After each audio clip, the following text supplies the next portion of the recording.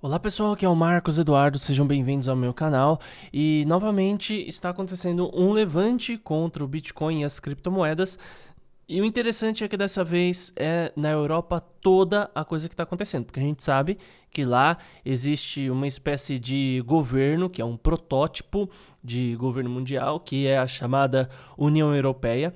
E eles decidiram aí abrir uma luta contra as criptos. Eu vou explicar para vocês exatamente o que está acontecendo.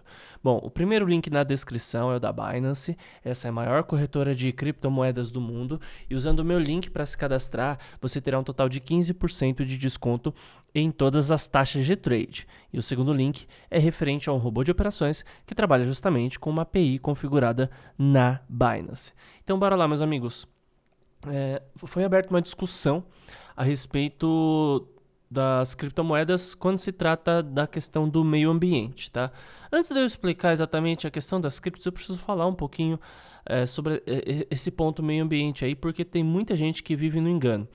Eu mesmo cresci, né, fui educado pela escola, até porque minha mãe trabalhava, infelizmente, ela durante muito tempo da vida foi uma mãe solteira, então eu entendo perfeitamente, porque eu não pude ser ensinado diretamente por ela, e essa é a realidade de grande parte dos brasileiros. E o que acontece é que na escola eu aprendi que não tem água para todo mundo, uma hora vai faltar, não tem comida para todo mundo, uma hora vai faltar, que a gente tem que economizar água, energia, recursos naturais. A gente mora em uma bola molhada giratória que estão com os recursos escassos e superpopulada, tá?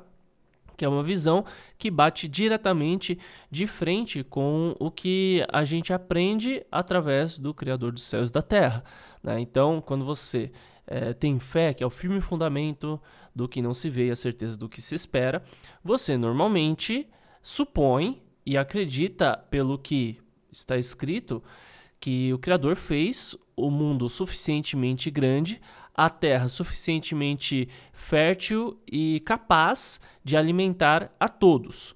Mas existe um discurso que é pregado pela mídia, que é uma grande ferramenta da grande elite que controla o mundo, que visa escravizar a humanidade.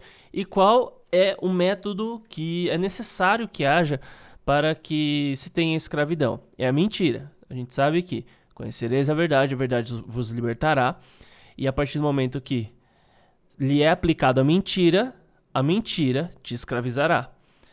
Esse falso discurso midiático vai fazer com que as pessoas cada vez mais entrem em esferas maiores de escravidão.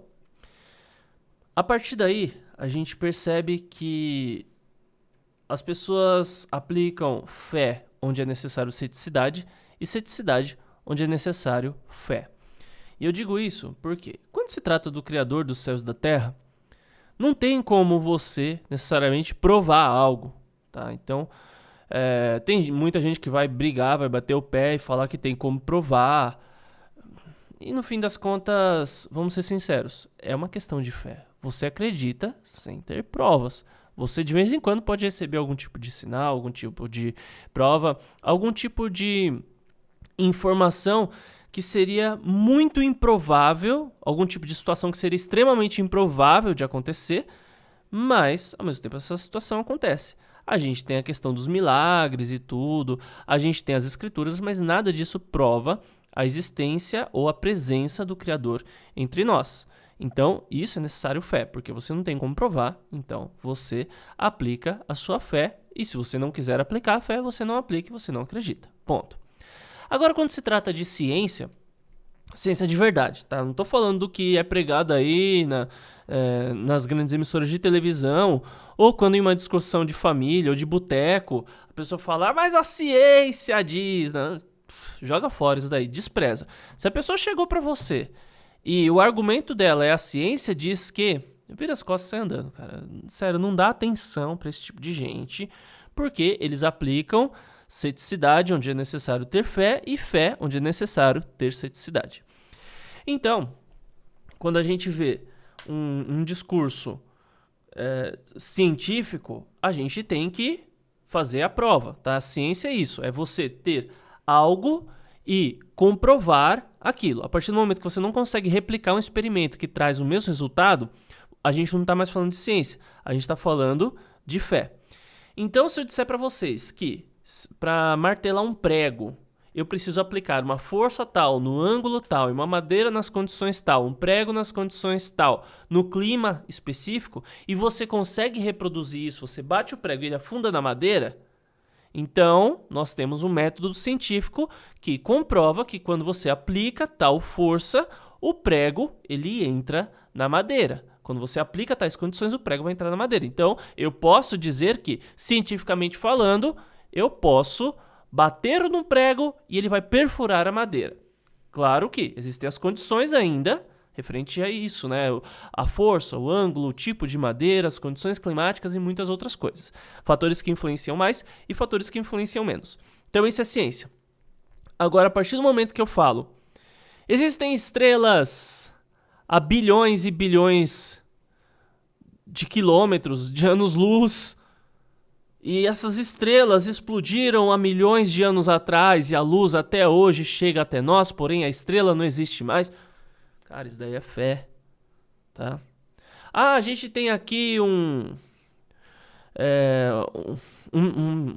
produto, uma mistura que é injetado nas pessoas e vai fazer com que elas tenham uma determinada doença, né? Isso vai fazer com que, se elas contraiam tal doença, elas ainda sofram, mas vai ser um sofrimento ameno. A pessoa provavelmente não vai morrer dessa doença específica.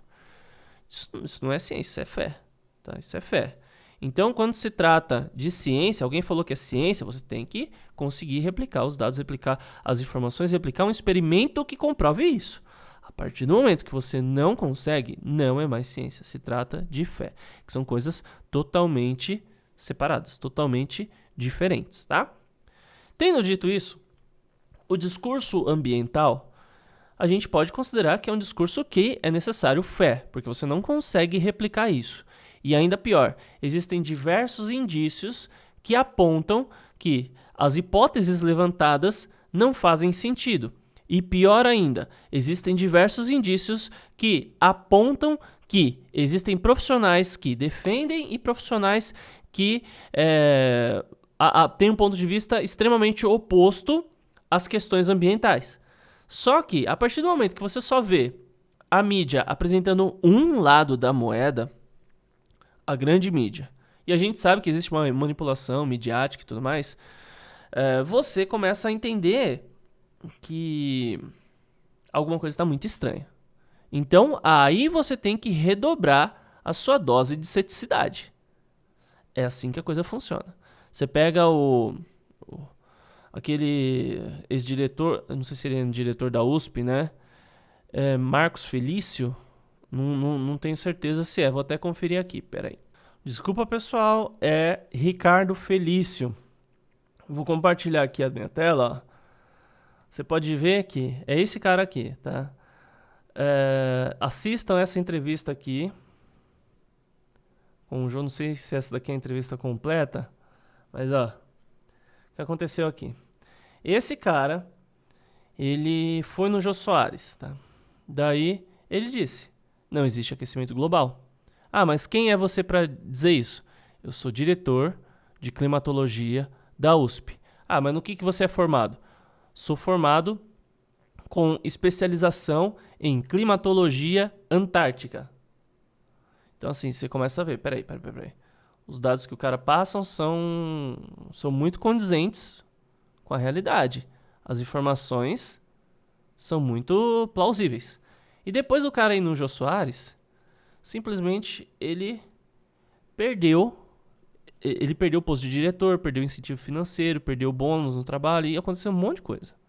Um monte de coisa, gente. E daí você vê, por que esse discurso está sendo boicotado? Poxa vida, seria tão legal a gente sempre trazer diversos pontos de vista. Ah, Marcos, mas a questão climática é um negócio óbvio. Então coloca alguém que seja contra num programa de televisão com alguém que seja a favor. Eu não vejo problema nenhum você discutir a respeito desse assunto. Mas agora, a partir do momento que você vai discutir sobre aquecimento global, escassez de recursos, e você coloca dois profissionais da área na televisão e os dois acreditam exatamente na mesma coisa e você vê exatamente a mesma ideia, apenas de pontos de vista diferentes, isso daí não é ciência. Isso daí não é nada que vai trazer crescimento para ninguém. Isso daí é apenas entretenimento.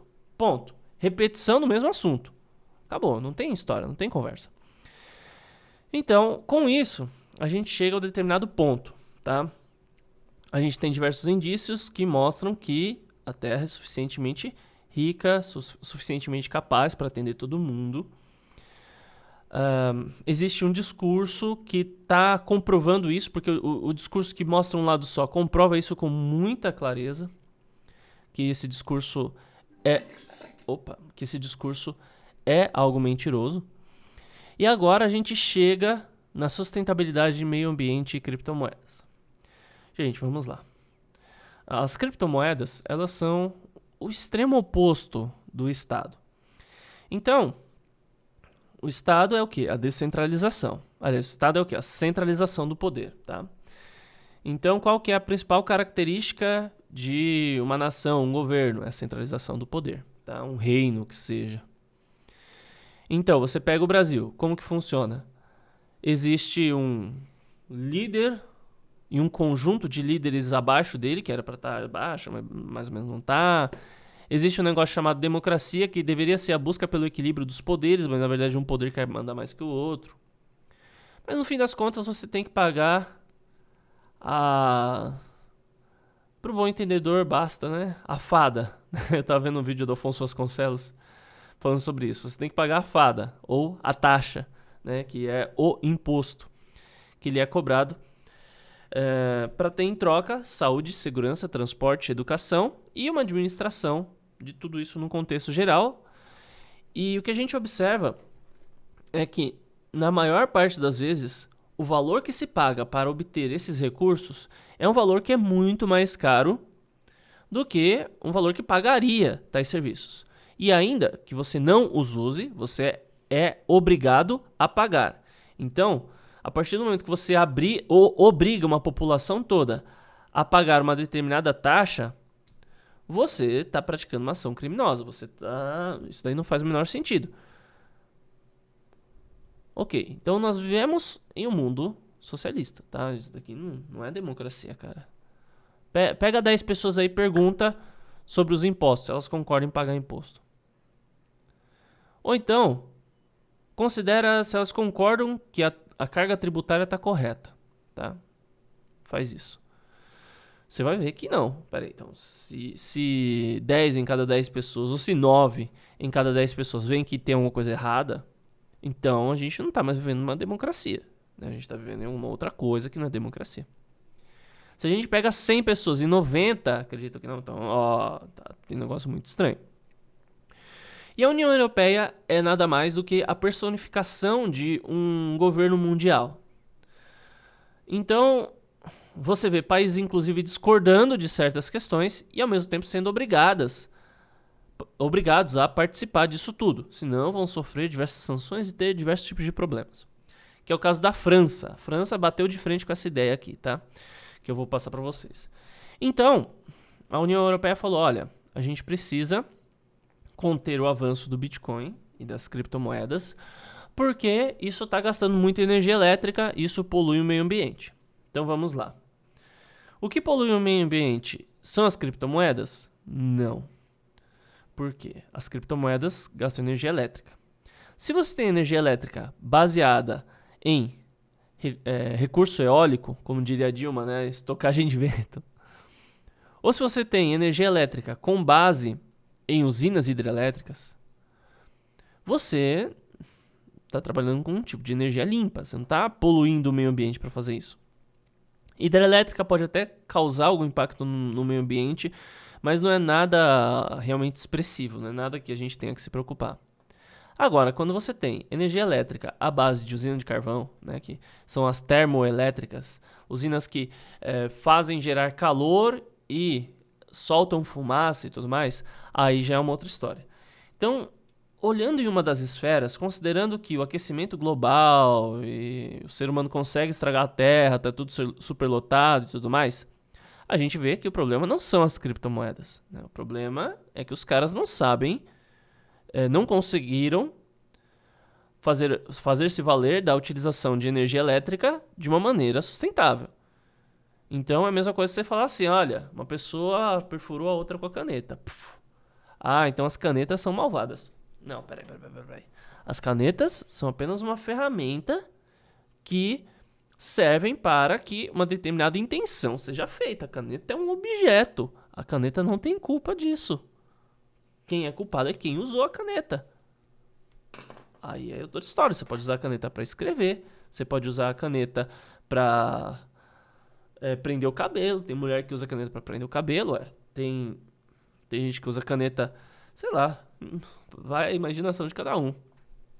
E a questão é, então, as criptos não têm culpa disso. Elas não têm culpa da poluição do meio ambiente. Tá? A questão é essa. A questão é que o sistema é ineficaz. Agora, quando você entra em um âmbito um pouco maior e vê que não existe aquecimento global, assiste lá Ricardo Felício. Não se prenda às minhas palavras. Assiste Ricardo Felício. Quero ver o cara alguém refutar o Ricardo Felício. Porque a galera que refuta pega de 20, 30 pontos que ele apresenta, fala de um e coloca um monte de possibilidades em torno daquilo para tentar relativizar o assunto, mas refutar o cara não consegue. Fato. Então, se a gente pega em um âmbito maior, praticamente não faz o menor sentido esse tipo de discurso que está sendo aplicado. Ponto final. Então, o que a União Europeia quer é lutar contra o avanço das criptomoedas, porque o Estado é a centralização, o socialismo, pelo menos da maneira como é aplicada hoje. E quando a gente vê as criptos, são a descentralização. E, como eu sempre digo, as criptomoedas, elas vão proporcionar à humanidade uma liberdade financeira. Para o futuro, muito provavelmente serão usadas em um novo sistema para controle populacional, assim como a moeda atual é.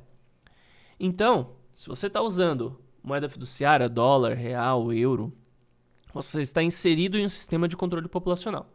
A partir do momento que você trabalha com criptomoedas, você pode ter uma ascensão financeira, você pode ter diversos benefícios, mas na verdade você vai estar entrando em outro sistema de controle populacional. Tá? Isso é um fato. E o único jeito de sair disso tudo é se você fosse em um lugar totalmente afastado, sem intervenção de ninguém, e fosse 100%, 110% autossustentável. Tá? Essa é a única maneira de você sair do sistema, sair do controle populacional. Você tem como sair parcialmente, né? Ter um lugar afastado, tudo mais, sem registro, ser parcialmente sustentável. Você tem como ser, então, parcialmente, totalmente sustentável ou zero bola. Zero. Você está inserido no sistema e depender totalmente dele, que é o caso de mais de 99,9% da população mundial. Então é isso, pessoal. Muito obrigado por ter assistido. Espero que o material tenha sido útil e até mais.